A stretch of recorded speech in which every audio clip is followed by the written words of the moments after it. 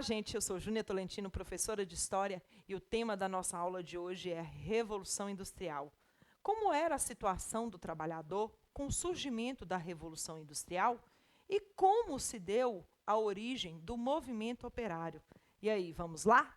Pois bem, após o êxodo rural, provocado principalmente devido aos cercamentos, várias pessoas foram para as cidades, porque eles foram expulsos do campo, gente. Eles foram expulsos de suas terras. Aí eles foram em busca das cidades com uma nova possibilidade, com uma nova expectativa de vida. Chegando nessas cidades, eles vão trabalhar nessas indústrias. Eles vão vender a sua força de trabalho nas indústrias têxteis, que foram as primeiras indústrias surgidas na Inglaterra.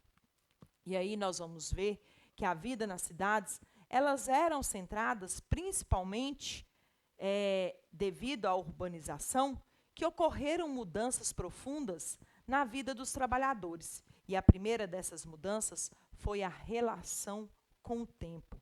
A vida dos trabalhadores vai mudar drasticamente. Antes da Revolução Industrial, a vida do homem era regida pelo tempo da natureza. Após a Revolução Industrial, nós vamos ver que o tempo passou a ser regido pela máquina. Mas e aí? Como que era essa relação do homem antes da Revolução Industrial? O tempo do homem, ele era bem tranquilo no tempo da natureza, gente. Aí nós vamos ver que a relação do homem com o tempo vai se modificar após a Revolução Industrial. Quando ele passa a ser regido pelo ritmo da máquina, o tempo ele vai se tornar muito acelerado. A vida das pessoas vai ser controlada a partir do relógio. E aí me diga, você não tem hora para acordar? Você não tem hora para ir para a escola? Você não tem hora para ir trabalhar? Então, tudo é regido pela hora do relógio. O tempo ele é todo cronometrado. Não tem um programa da televisão que você coloca naquele respectivo horário? Então, a vida nossa passou a ser regida pelo tempo da máquina. Agora nós temos que ser controlados pelo tempo do relógio. Tudo é controlado pelo tempo do relógio e não mais pelo tempo da natureza. Então a vida do homem, ela ficou muito mais corrida.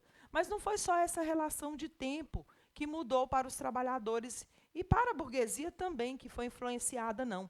A vida nas cidades, ela vai mudar drasticamente. Vocês vão notar que vai ocorrer o aumento do número das cidades. E a vida nessas cidades vai ser mudada drasticamente após a Revolução Industrial. As cidades, nesse período, elas tinham as seguintes características. Elas eram muito populosas. As ruas eram completamente estreitas, sem planejamento. Elas surgiram, gente, à medida daquele crescimento de uma vez. E aí vemos o crescimento desordenado dessas cidades. As moradias eram extremamente precárias e inadequadas. Nós vamos ver um grande aumento do número de cortiços.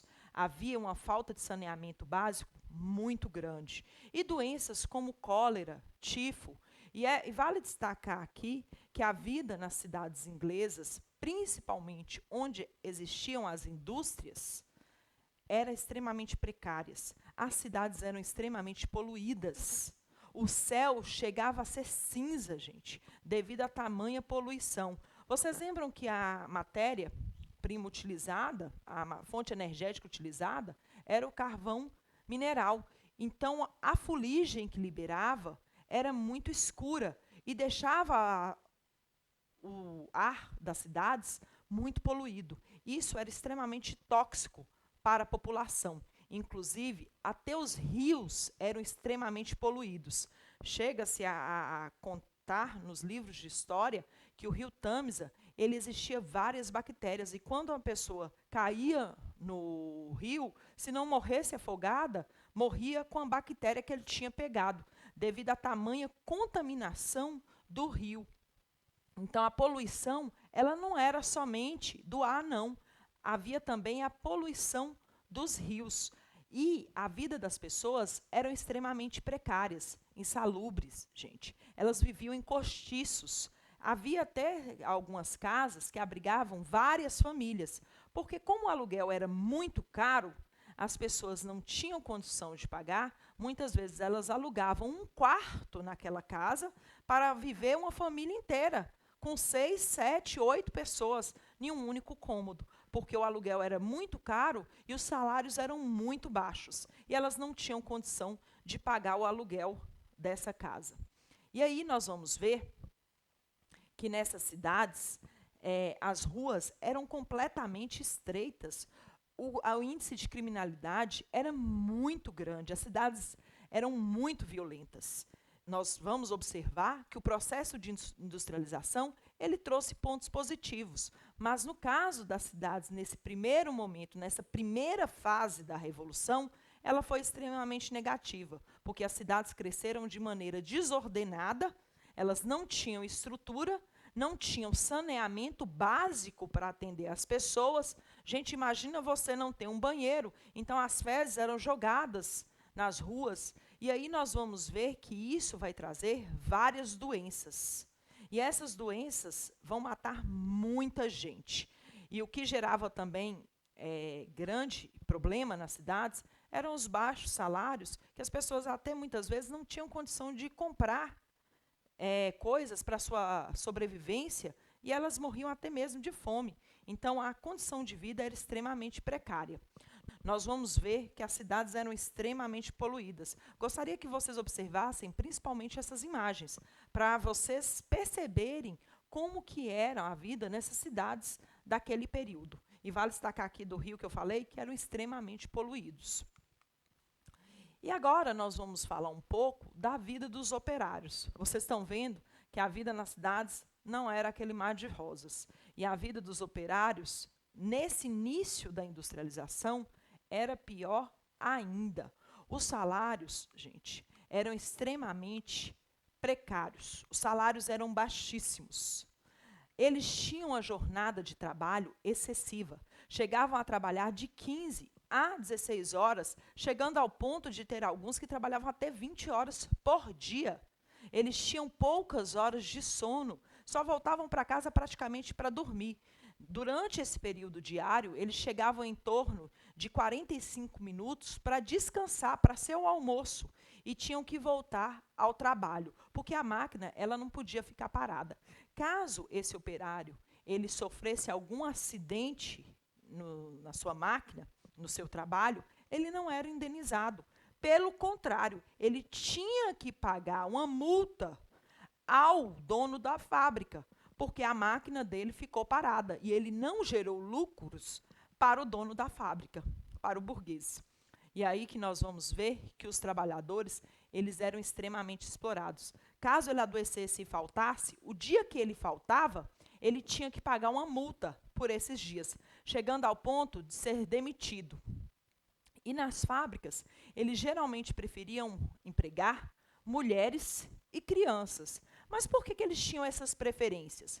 Porque os salários das mulheres e crianças era bem menor. As mulheres, gente, elas chegavam a receber metade do valor pago aos homens. E as crianças não recebiam nem um terço do salário pago aos homens. E vale destacar aqui que eles preferiam as mulheres e as crianças porque elas eram mais dóceis, ou seja, era mais fácil subjugar as mulheres e as crianças do que os homens. E aí eles vão empregar essa mão de obra. Outra coisa, as crianças, gente, elas trabalhavam desde pequena nas fábricas. Chega-se aos relatos históricos que crianças, a partir de 4 anos, já trabalhavam nas fábricas. Elas trabalhavam, inclusive, descascando o algodão e tirando o caroço do algodão.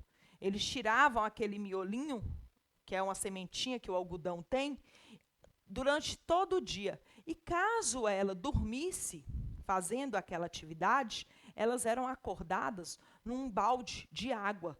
Enfiava-se a cabeça dessa criança que estava cochilando dentro de um balde de água, para ela acordar e voltar ao seu trabalho. Isso quando eles não sofriam castigos físicos. As crianças chegavam a apanhar nas fábricas.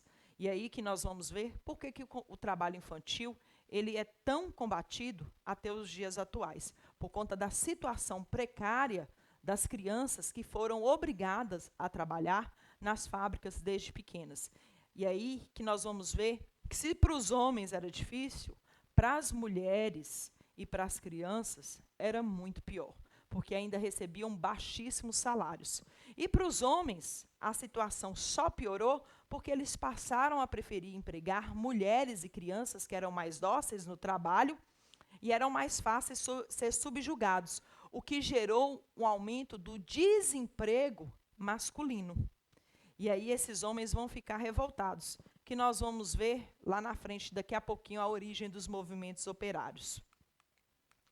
Nisso, aqui eu tenho várias imagens que mostram para vocês a realidade dessas crianças. Elas não tinham infância. Essas crianças, elas trabalhavam nas fábricas forçadamente.